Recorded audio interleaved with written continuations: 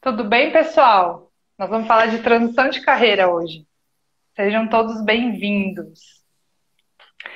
Bom, nossa ideia hoje é conversar um pouco com vocês e trocar, por favor, é para ser alguma coisa interativa, então mandem aí as perguntas também, vamos trocar bastante sobre transição de carreira, né? Especialmente quando a gente está saindo ou do meio acadêmico para tentar encontrar o primeiro emprego, ou mesmo quando a gente quer fazer alguma outra transição e não sabe muito bem por onde começar, né? Então, essa é a ideia hoje, né? E aí eu queria até perguntar para você, né, Paula, como é que foi a tua transição? Para quem não sabe, a Paula vai se apresentar, ela é médica, né, hematologista, maravilhosa. A gente se conheceu na indústria farmacêutica, mas ela tem uma carreira assim super acadêmica, com bastante experiência, e ela fez a transição para a indústria farmacêutica. E eu queria te perguntar como que foi esse processo para você de sair do meio acadêmico, que parece uma coisa tão difícil, tão impossível, né? Sair da universidade, para entrar numa indústria farmacêutica. Como que foi que aconteceu?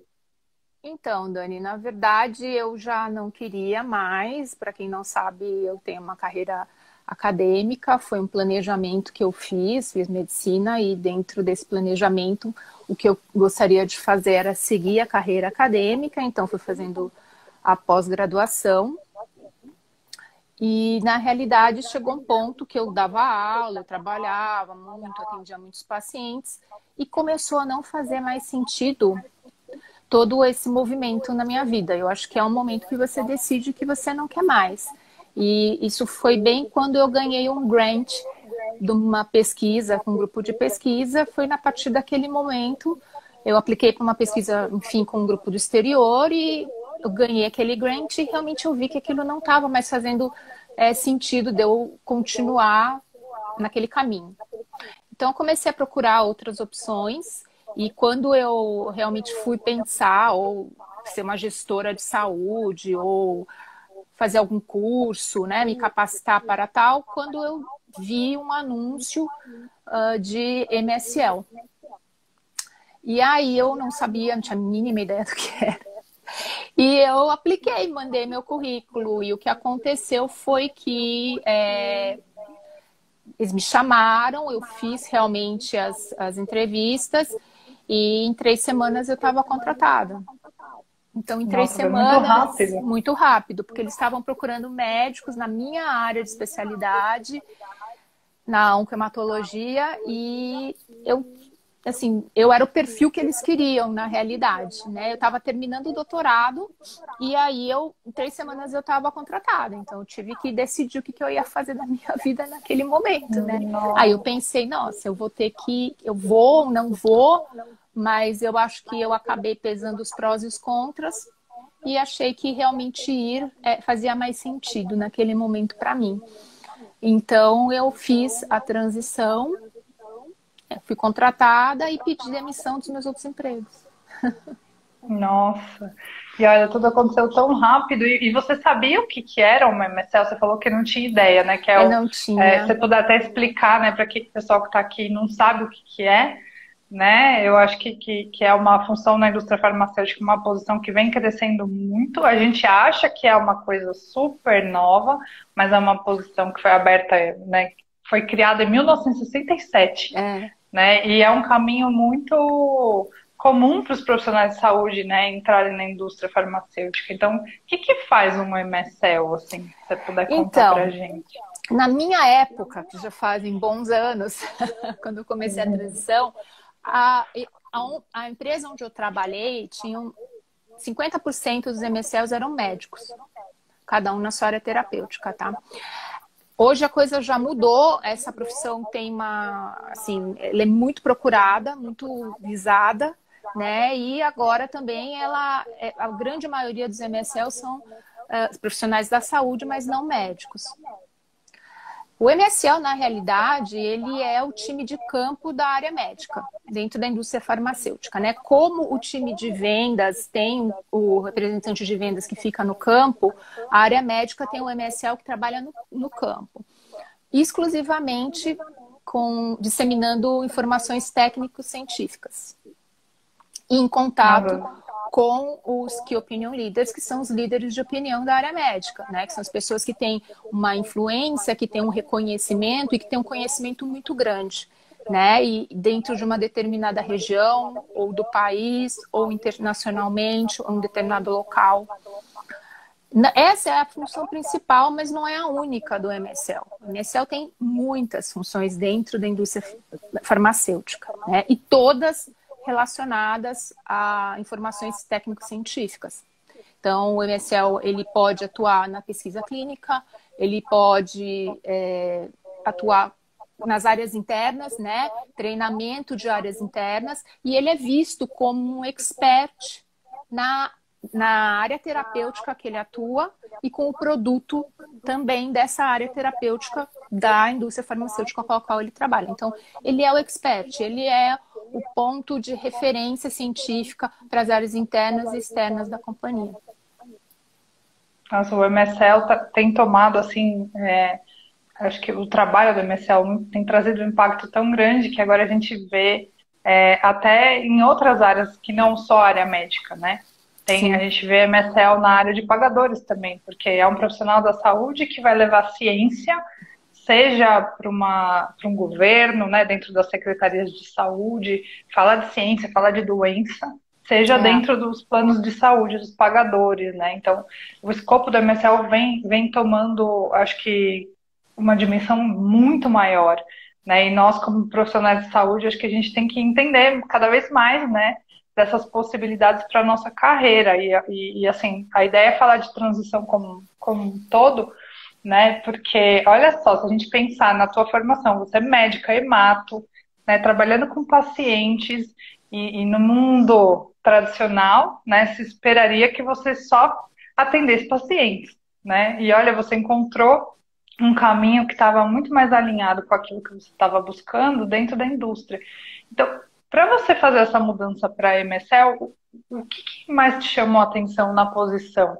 Porque você poderia usar a ciência, continuar estudando, continuar em contato com a ciência, mas que mais assim que você sentiu, sabe, que te chamava para essa posição?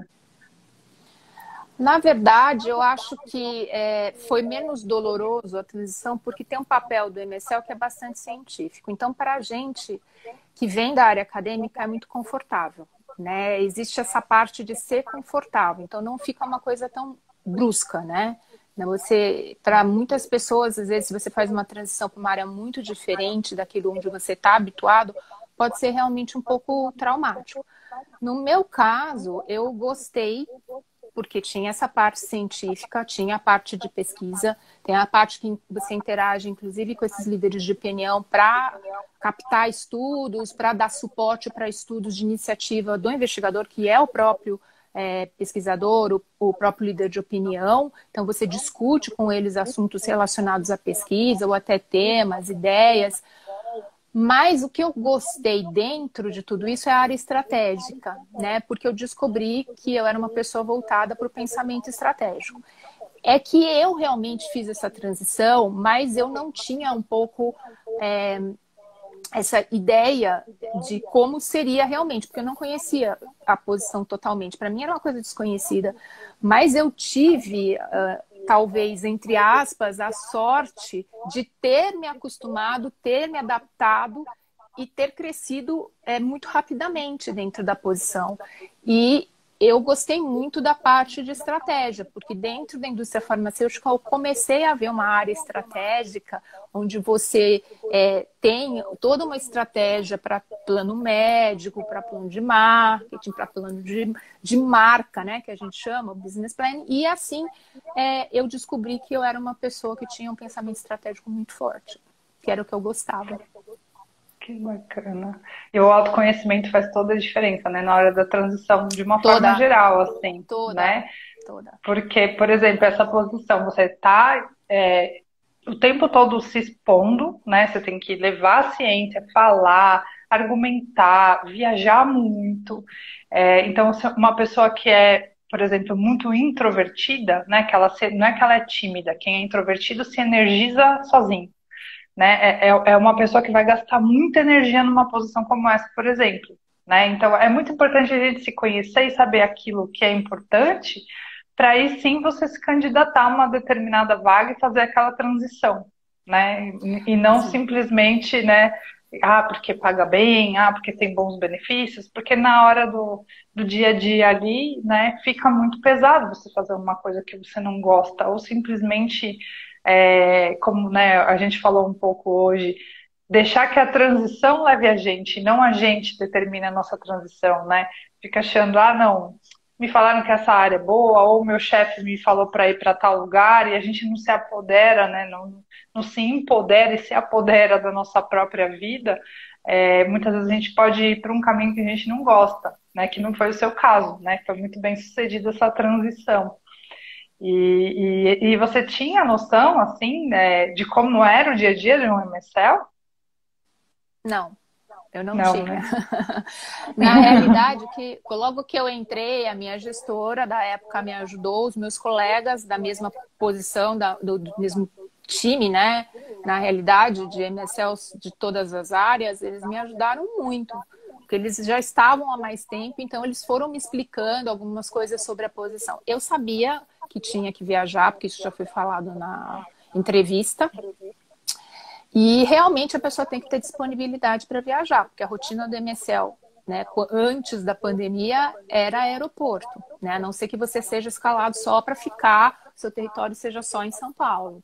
Mas muitas vezes é dividido. Então você cobre São Paulo, Rio de Janeiro, por exemplo, e Santa Catarina. Então você vai ficar viajando esses três locais. Então muitas vezes você está acostumado, muito acostumado com o aeroporto, né? Então, você tem que ter disponibilidade para viajar, sim.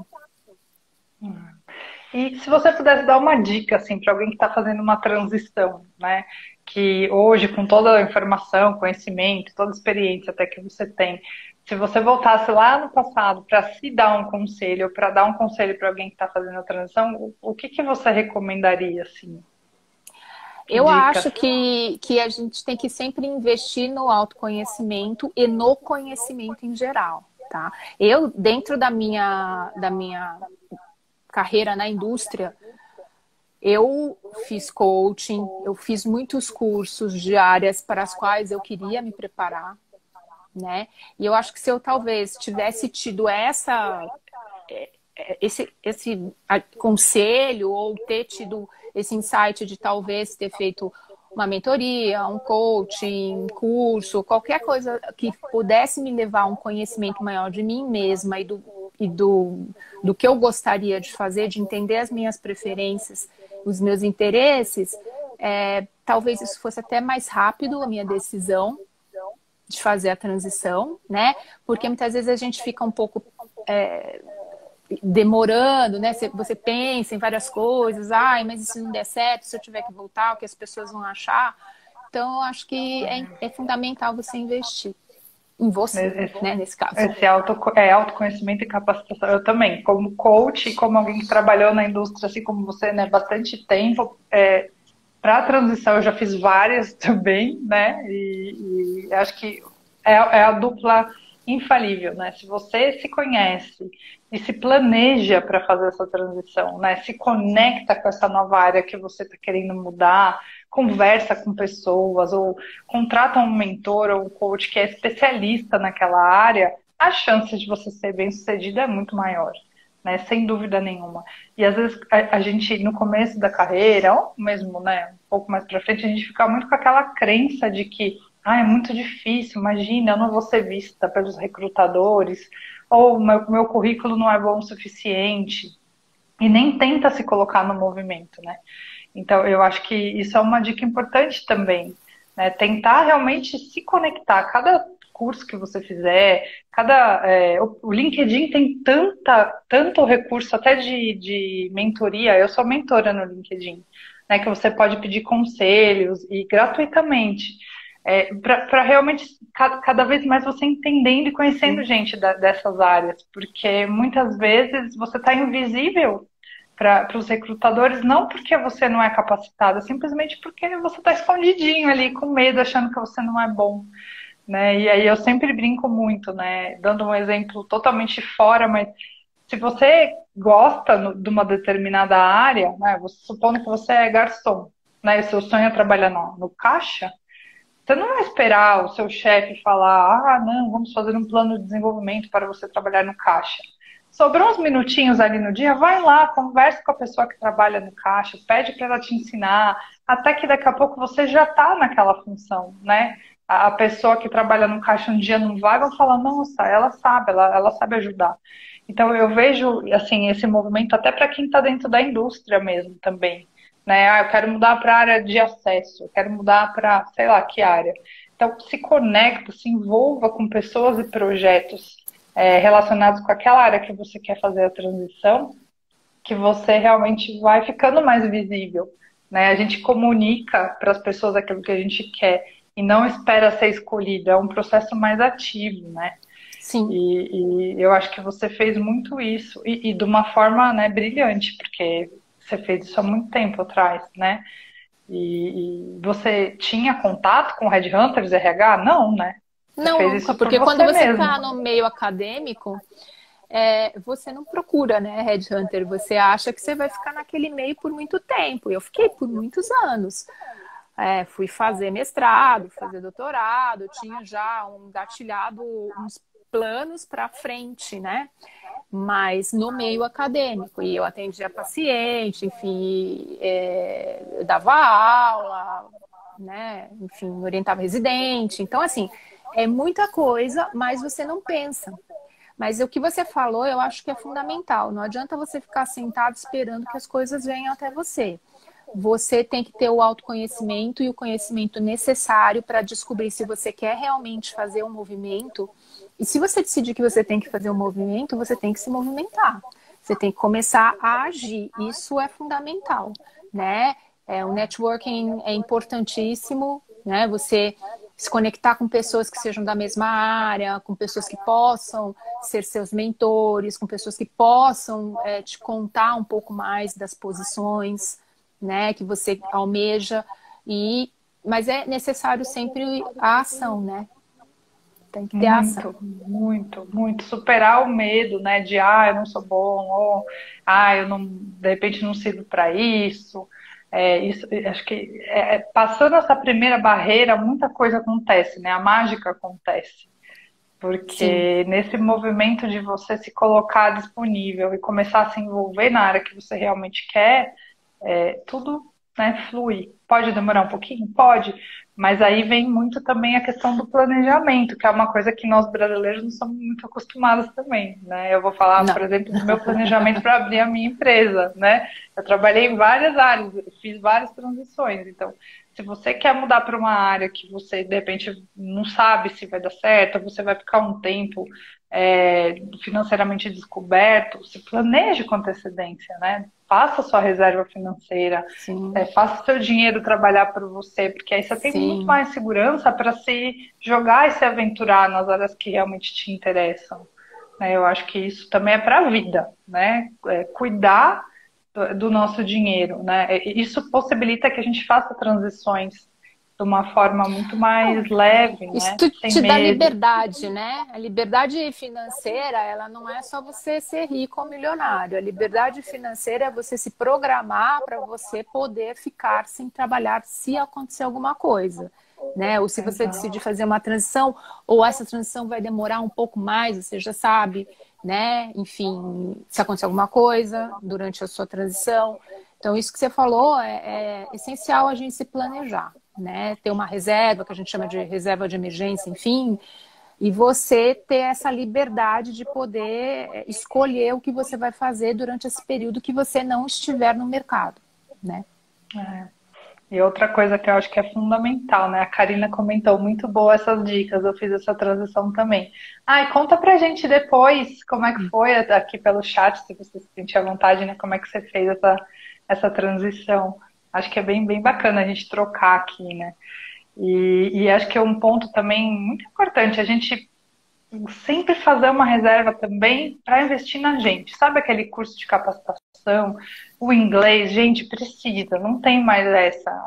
Inglês é extremamente necessário. Então, o quanto antes, né, invista. Tem um monte de aplicativo hoje em dia, tem professores maravilhosos aí fazendo preços incríveis.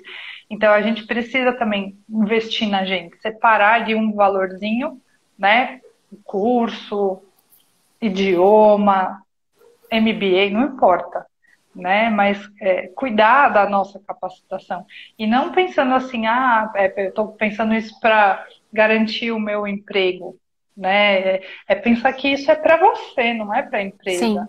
É para a sim. tua trabalhabilidade, né? Sim, é que as pessoas precisam entender que o melhor investimento, e essa frase, né, vem dos bilionários do mundo, o melhor investimento que você faz é em você mesmo, né? É, Então, invista em você, porque você é o seu maior bem, né, na realidade, né, se você for ver, porque se você tem que investir em você, é necessário fazer um curso que seja de acordo com o que você quer fazer, o que você está fazendo, né?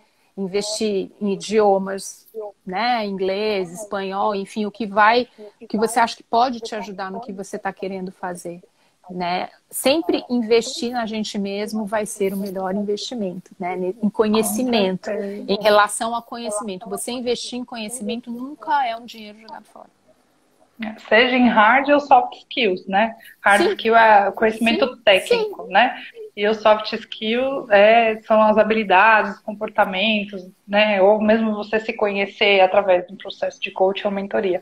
Então, não sim. importa, né? Mas ter na sua mente também, acho que não precisa estar escrito em pedra, mas visualizar o futuro. Falar, eu não sei exatamente a posição que eu quero assumir, mas eu sei que eu quero ser líder de pessoas, eu sei que eu quero trabalhar com ciência, isso já é muito, né? Então, registrar isso, porque não necessariamente essa posição existe ainda. Talvez ela ainda vai ser criada, né? Mas você entendendo que habilidade você tem para colocar disponível para o mercado, fica muito mais fácil de você também ser escolhido. Porque às vezes a gente fica, tem que ser, o nome tem que ser MSL, ou eu quero o gerente de tal coisa. Mas as coisas estão mudando um pouco no mercado brasileiro, né? A gente está sendo recrutado pelas nossas habilidades, e não necessariamente, né, pelo nome da posição que você está ali imaginando. Então, fazer esse exercício de visualização futura, eu não sei para onde eu quero ir, não sei se eu quero ser um diretor, não sei se eu quero ser empreendedor, não importa. Que habilidade você quer estar exercendo daqui a 5, 10 anos? Até porque quando vem um recrutador te perguntar, que essa pergunta é clássica, né, nos processos Sim. seletivos, onde você se vê daqui a 5 anos? Você não precisa falar um nome de uma posição. Você fala, eu me vejo liderando pessoas, eu me vejo trabalhando mais com ciência, me vejo gerando dados de estudos científicos, aquilo que fizer sentido para você. Né? E ficar mais leve do que colocar isso dentro de uma caixa, de um título. Eu É. estava até falando contigo esses dias, né? Que a gente viu umas posições que a gente, né, tem as nossas clientes, né? E aí veio uma pessoa, mas essa vaga é MSL, tá lá, Scientific Advisor. Tem milhares de nomes para a mesma posição. O que importa O que é o que você vai importa fazer. é o seu job É, description, né? Que a gente até começou a discutir, porque na realidade importa o quanto você se identifica com aquela posição, quanto aquela posição agrega para você e você agrega aquela posição, né? Então eu acho assim, volto a dizer, o conhecimento é tudo. Eu fiz coaching quando eu mudei para uma eu posição também. global na indústria farmacêutica, porque eu tinha pessoas no meu time que eram de todas as partes do mundo e eu senti uma necessidade de fazer o coaching para ter uma melhor adaptação e entendimento de times globais. E foi maravilhoso, porque os ensinamentos e o que a gente cresce não é só para a carreira, mas é para muitas coisas você acaba levando para a sua vida pessoal também. Então, eu super recomendo. E também tive a oportunidade de ser mentora de pessoas, né? Então, acho que tudo isso agrega.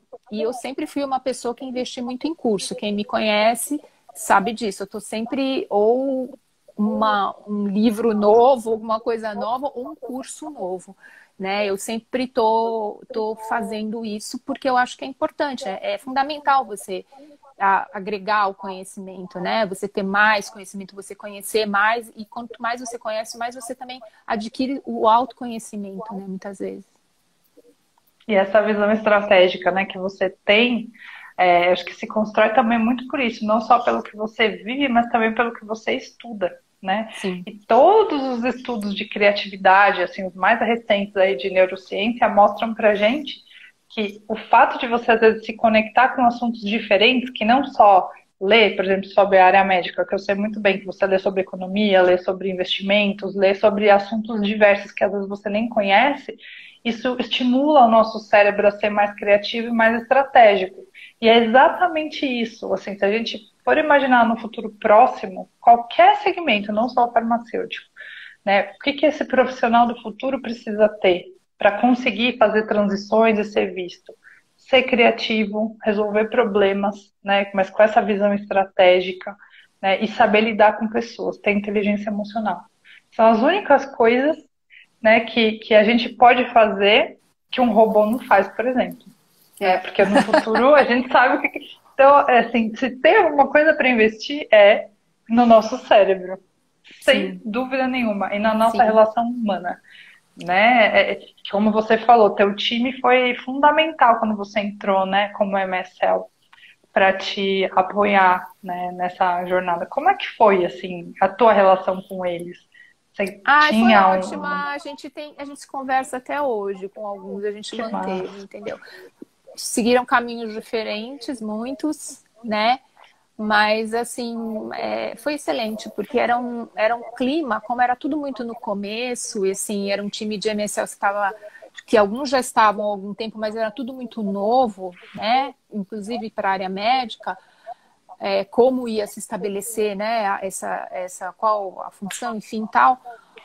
Na realidade já tinha algumas pessoas que já eram, mas assim, a gente ficou bem unido por causa disso, era muito no começo, né? E a gente tinha muitos médicos, né? Que hoje isso a gente quase não vê mais, né? E que também estavam fazendo essa transição, né? Da academia ou da clínica para a indústria farmacêutica. A Karina comentou que a Paula é uma excelente gestora e mentora. Que querida, né? Nossa, que Obrigada, Cá, bacana, querida.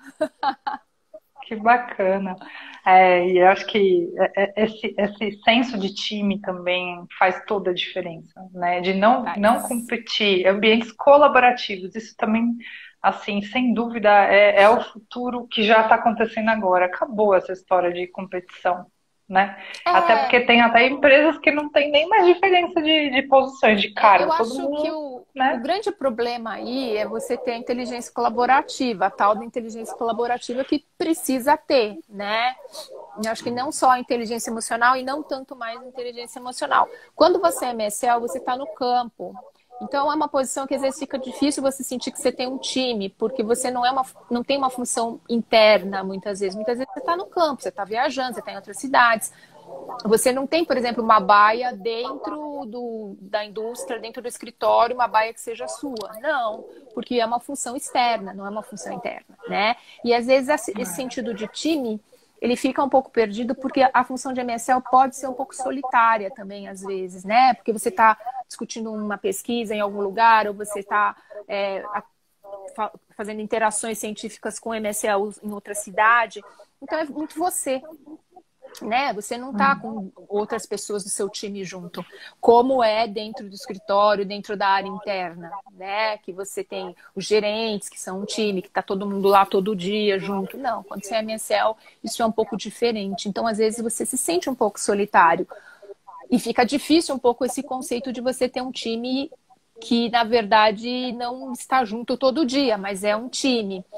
E isso é muito importante, porque os grandes problemas em relação à competição e, enfim, times que se rompem, se quebram ou tem algum problema de relacionamento, é o fato de você não conseguir manter essa união. Né? Mesmo você não estando com a pessoa todo dia ou trabalhando todo dia, você é um time. Então tem que ter um senso de união.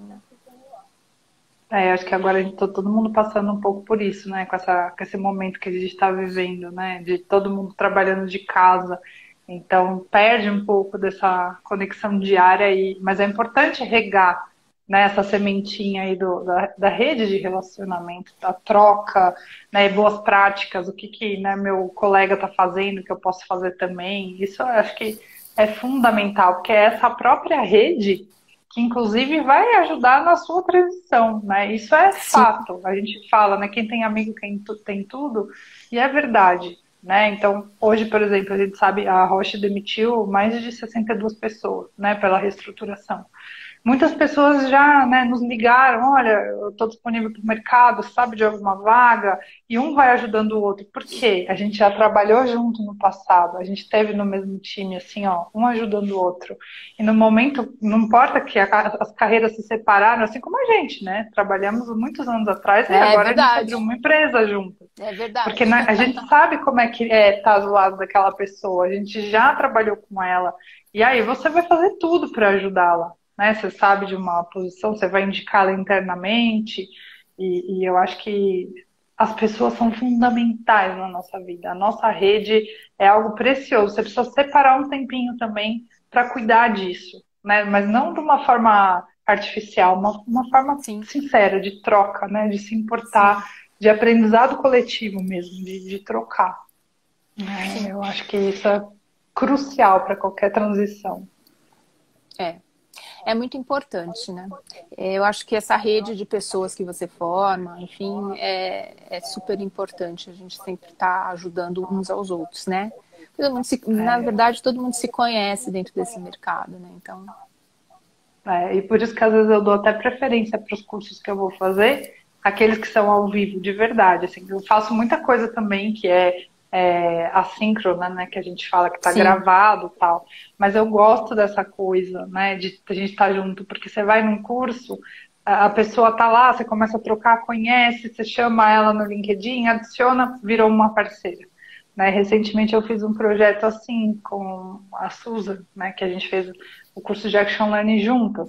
Então, sei lá, tem um curso, avalie isso também, né? Eu tenho como conhecer mais pessoas nesse curso? Tem como trocar?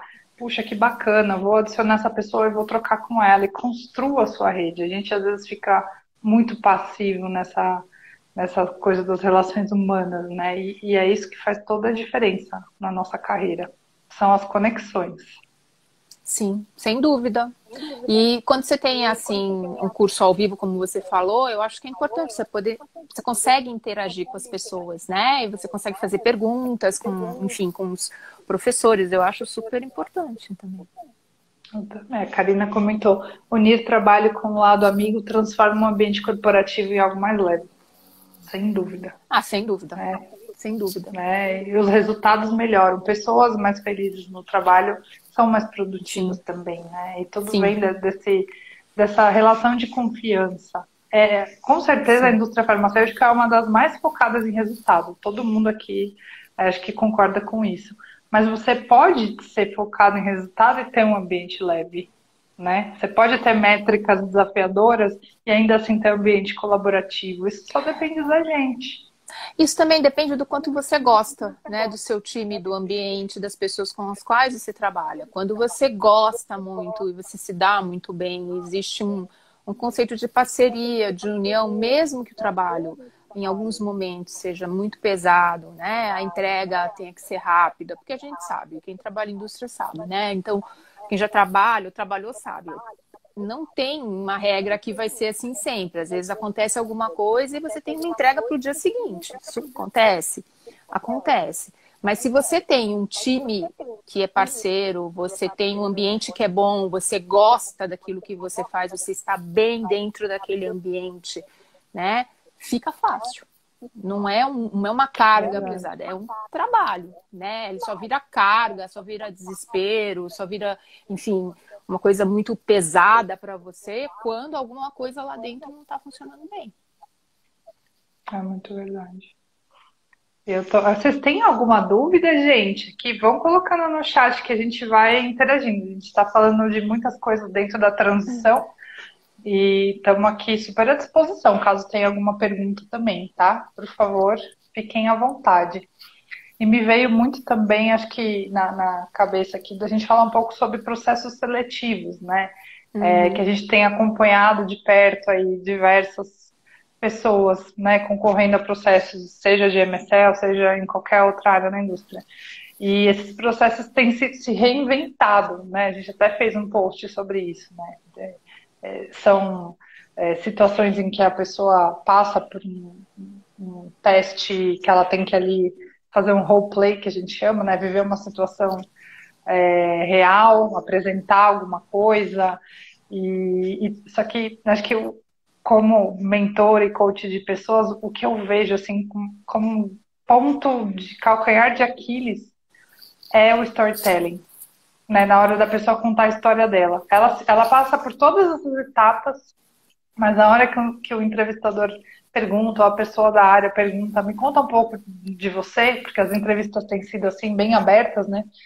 A pessoa não consegue colocar, linkar os projetos dela, as conquistas dela, com aquilo que é esperado para a vaga, né? Então, se a gente for pensar aqui para um MSL, o que você acha que é mais importante? É você que já recrutou pessoas e MSLs, né? Você já foi responsável por essa área. O que você considerava assim na hora de contratar, escolher um ou outro? Eu acho que depende muito do momento do produto, do momento da empresa em relação ao produto, em relação à área terapêutica, né? E para que é aquela vaga. Mas a gente sempre tenta ver os soft skills, né? Que é básico, porque o hard skill você treina, você consegue, né? O soft skill, você necessita um desenvolvimento maior, né? Não que não seja possível, é possível, mas a gente leva muito em consideração como a pessoa se relaciona com o ambiente e com as outras pessoas, né?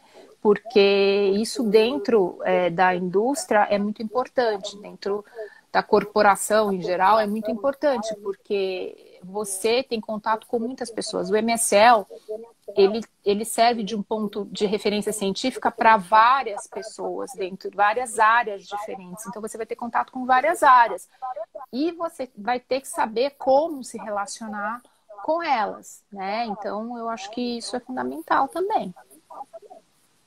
Agora, Aspectos óbvio, você relacionados. olha, e o storytelling é bem interessante porque, na verdade, a gente acha que a gente sabe contar a nossa história.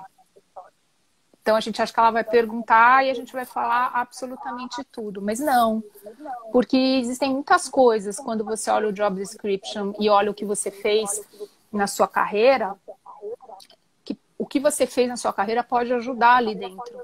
Então, às vezes você lembra de alguma coisa, se você realmente parar, olhar com cuidado o job description, pensar na sua carreira, nas coisas que você já fez, que possam estar relacionadas ao que o job description pede. Porque às vezes você pode falar, não, eu não tenho experiência com isso, né? Como a gente estava conversando outro dia. E na verdade você tem, mas é que você não sabe. Não lembra. Você não lembra, não sabe não, ou não não lembra. associou. Exatamente. Exatamente, você não associou. Então, esses são os cuidados básicos para quem está querendo fazer uma transição, para quem vai aplicar para uma vaga, alguma coisa desse tipo. É você prestar atenção, porque o job description ele não fala só da descrição do trabalho, ele fala dos valores e da identidade da empresa também. Isso é importante lembrar. Então, ele não é só uma folha ou algo que está colocado ali dentro da vaga para você ler e pronto. Não, se você conseguir ler com cuidado, estar habilitado para passar, né, todas as partes do job description, você consegue inclusive descobrir coisas sobre a empresa. E o que está sendo esperado de você e até o que vai ser perguntado, né? Sim. Então, eu também vejo isso assim como um ponto fundamental. Por mais que a gente ache que conte bem a nossa história, adaptar para cada, né, vaga que você vai concorrer e para cada empresa é fundamental. De acordo com os valores, até para você também saber se é naquela empresa que você quer trabalhar. Né? Eu vejo muito isso, né? Tem que se preparar, da pessoa, entendeu? A pessoa às Você vezes tem que não estar pensa preparada. se aquele é o ambiente, se é uma empresa, sei lá, com uma cultura mega agressiva, sem citar nomes, mas que é o ambiente competitivo e você é uma pessoa colaborativa. Será que você quer trabalhar nesse lugar, né? Então, lendo esse job description, entendendo mais sobre os valores e conversando com pessoas às vezes, que estão trabalhando nessa empresa ou que estão nesse mercado, né, preparando pessoas, você vai ter mais clareza também, né? Então, Sim, eu acho que é um dos pontos, sim, assim, e assim, não básicos. como você falou, se for uma empresa mais agressiva e que vai exigir outras qualidades, outras habilidades, não haverá nenhum problema desde que você tenha o perfil para isso. Né? Então você precisa entender se você tem perfil para isso. Acho que começa por aí, né? Vai Está muito antes, disposto assim. a Você tem que, trabalhar nesse você tem que lugar. entender, porque de repente você tem um perfil de uma pessoa que, tudo bem, vem do ambiente acadêmico e tudo mais, mas que tem um interesse maior na parte comercial. Isso não é um problema, né? Você dentro da posição de MSL, existem algumas empresas ou existem algumas áreas que realmente têm uma função mais comercial. Isso nada impede que depois você migre para alguma área para frente, entendeu? É Mas verdade. assim, você tem que planejar. Agora, o mais importante é você saber qual é o seu perfil para você poder realmente saber se aquela vaga serve para você ou não, né? É. E chegou à conclusão que serve a mesma coisa, se planeja. A gente pula isso aqui, né? Mas planeja o que você vai falar, escreve, sabe, no papel a sua história, quais são os principais projetos, estão pedindo uma posição, né, que você precisa influenciar alguém. Tenta lembrar, puxa, eu nunca fiz isso. Não, será que não? Você nunca influenciou ninguém no ambiente acadêmico? Se você passou por um mestrado, um doutorado, ou você precisou conversar com alguém, será que nunca você influenciou alguém mesmo? E você começa a lembrar, né? Então escreve, né? Como é que foi esse projeto? Qual foi a tua participação? Né? Qual resultado você trouxe com esse movimento que você fez, né? É importantíssimo a gente ter esse planejamento antes da entrevista. E acho que com essa, é uma metodologia muito simples que eu uso, mas que funciona muito bem, né? Em que você mostra o contexto que você está inserido, qual é a tua participação nessa história e qual resultado você trouxe. Você organiza as suas ideias dessa forma, né? E que não tem como dar errado, né? Então você vai para a entrevista e sai com a sensação que você fez um bom trabalho.